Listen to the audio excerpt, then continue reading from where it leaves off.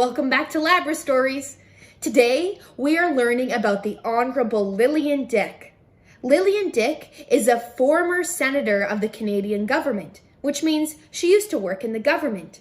She is a member of the Cree-Gordon First Nations and is a first-generation Chinese Canadian.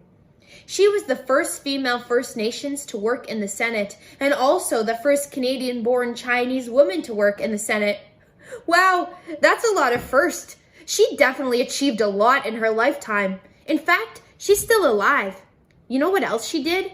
Lillian was also a neuroscientist, which means she studied the human brain and nervous system. That's the system in our body that gives us signals and tells us what to do. Geez, she sure did a lot. And you know what? She's from Saskatchewan. That's where I'm from too. Let's go learn about Lillian Dyck. Meet Lillian Dyck. Her father came from China, and her mother grew up on the Gordon Reserve in Saskatchewan. Lillian grew up in various small towns across Saskatchewan and Alberta, and because of her Chinese Cree descent, she was often a victim of racism.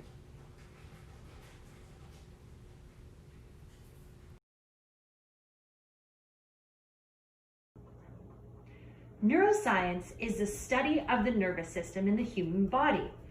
It's the part of the body that sends signals to different parts of your body so you know what's happening. It tells your stomach it's hungry or reminds you you have to pee. It tells us that fire is hot and ice cream is cold. It's how our body communicates with itself. The nervous system runs from the tip of our head to the bottom of our toes, all over our body, throughout our fingertips. It sends signals back and forth in your body so you know what's going on. Oh, now I'm thinking of my nervous system. Your brain is part of the nervous system.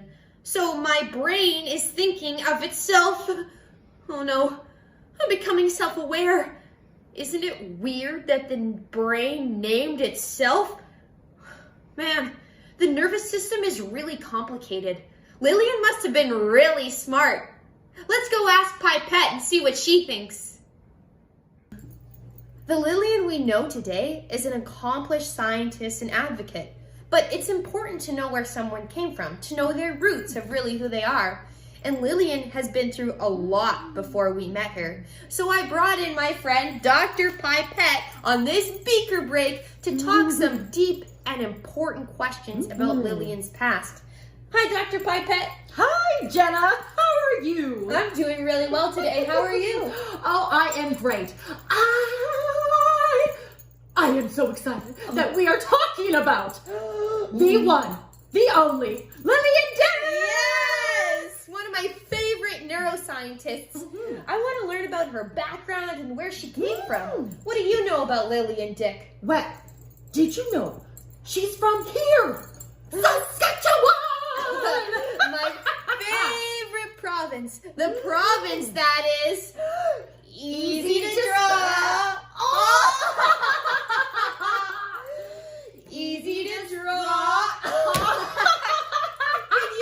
Can you spell Saskatchewan? Saskatchewan.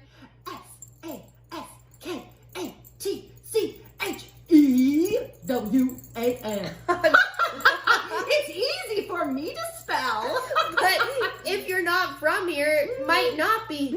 And in fact, Lillian is from here, but I know her parents come from different descents. That's true. So, her father came from China. So she is a proud Chinese Canadian, and her mother is Cree. That's right. Cree. Right from here in Saskatchewan. You know what's interesting about her Cree heritage? I heard she actually used to hide it and try and keep it secret from people because she was mistreated and bullied because of it. She did. Cree and Indigenous people have been mistreated since the beginning of Canada. Did you know she went to a residential school? I knew she went to a residential school, but I actually don't know what a residential school is. Can you tell me about them? They were schools created by the government to remove Indigenous children from their homes and separate them from their families and culture. That sounds evil. No, it was evil and racist. Do you know what racism is? Yeah, but can you tell me more about it?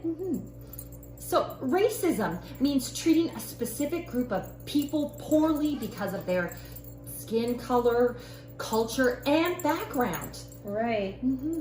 That sounds really evil. Sounds like she went through a lot of hardships and still overcame and became an awesome woman and neuroscientist. She did! Despite all those hardships, racism, and challenges, she grew up to work in the government. Yes! And often fights for rights of Indigenous women and against racism. Go you! That's so amazing. Lillian is a really strong voice for women that we have today. I'm proud to be a woman, and I'm proud to be from the same province as her. Absolutely. Thanks for helping me talk about those hard topics, Pipette, like racism and residential schools and cultures being mistreated.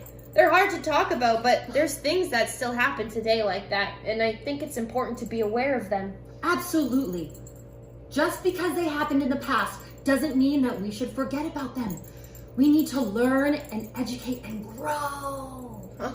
That's great, Pipette. Thank you so much, and I hope to see you next week. Oh, I'll be kicking around. Bye-bye, everyone. Bye. Wow, it's really important to keep your brain healthy. Lillian did a lot in helping people with different kind of medicines that kept them feeling well. I feel really proud to be from the same province as Lillian, and proud to be a woman too. It's really important to take care of your brain. In fact, I have a game we can play right now that keeps your brain sharp. But first, let's start with a craft. For this craft, we're going to make a game that challenges your brain.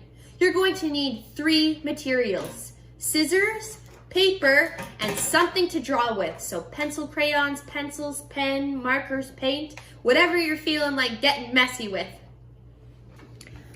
First, take your piece of paper and cut it into 6 equal pieces. Then, you're going to divide them into pairs of 2. These 2, and these 2. On each pair of 2, draw a matching picture. We're going to use these to match later in our brain matching game.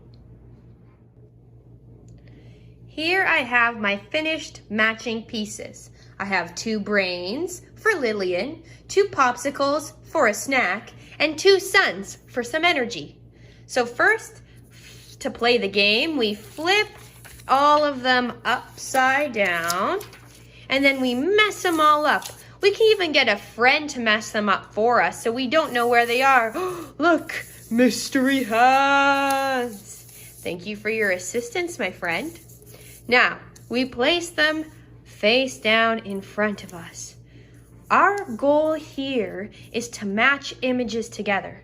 We begin the brain matching game by taking a square and flipping it over.